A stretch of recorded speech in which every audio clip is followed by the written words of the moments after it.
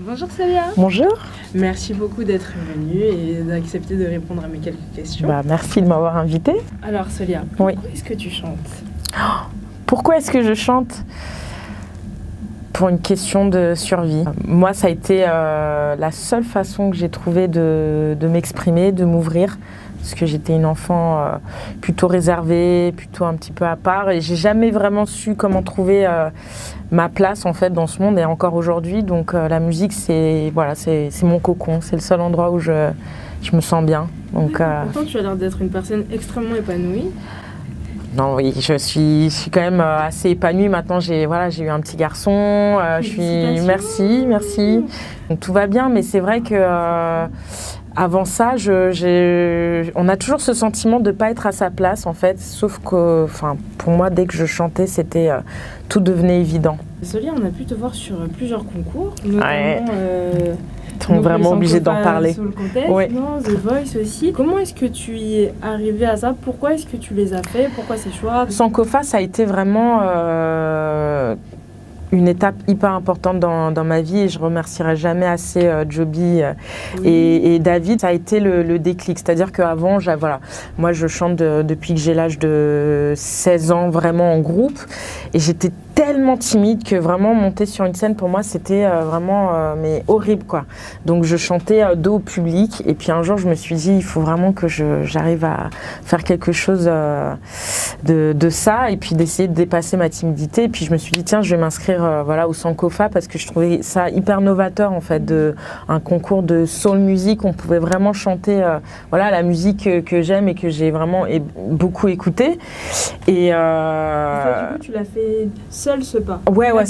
Non, personne n'y a poussé. Non, généralement quand je fais des concours, j'en parle à personne. Je m'inscris vraiment toute seule. Être chanteur, c'est aussi gérer son ego. Voilà.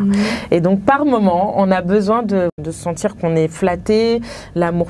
C'est un tout. Donc c'est un truc qu'il faut réussir à gérer. Donc les concours, c'est aussi, on le fait pour soi.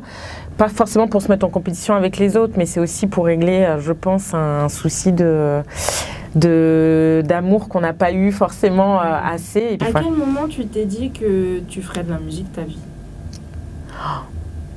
Je me suis jamais vraiment posé la question comme ça. J'ai toujours su que la musique allait m'accompagner tout au long de ma vie.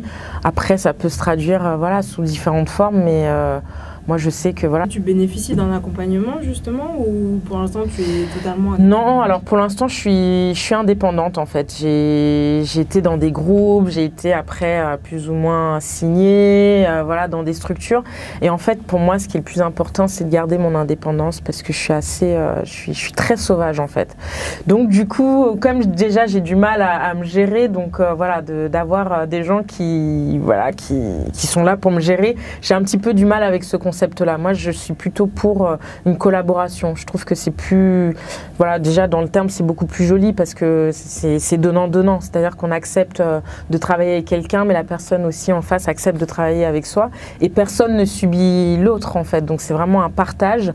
Et pour moi, c'est plus important, d'être dans le partage, la collaboration, plus que dans la gestion de quelqu'un. Voilà. C'est ton envie d'indépendance qui a fait que tu t'es mise à la loupe?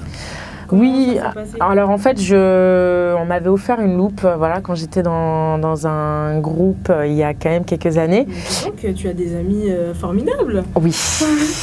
Oui, mais c'était à la place d'être payé, donc finalement c'était une rétribution en nature, mais c'était formidable, parce que je découvrais vraiment un instrument où je me disais tiens, avec ma voix, parce que j'ai toujours eu un complexe de ne pas jouer d'instrument en fait. Quand on joue pas, moi j'avais l'impression j'étais un petit peu mise de côté, qu'on me disait t'es simplement qu'une chanteuse. Et en fait chez moi j'ai pris la loupe, et puis je faisais mes petites boucles et je trouvais ça intéressant. Puis un jour je me suis enregistrée, et puis c'est devenu mon instrument de travail, et c'est comme ça que j'ai composé quasiment tout mon album en fait. Qu'est-ce qu'on peut te souhaiter, Solia? On peut me souhaiter la santé et puis d'arriver au bout de ce projet d'album, parce que j'y tiens quoi. C'est mon deuxième enfant quoi. Donc maintenant que j'ai accouché du premier, je peux enfin accoucher du deuxième, donc C'est tout ce que je me souhaite en tout cas. Voilà.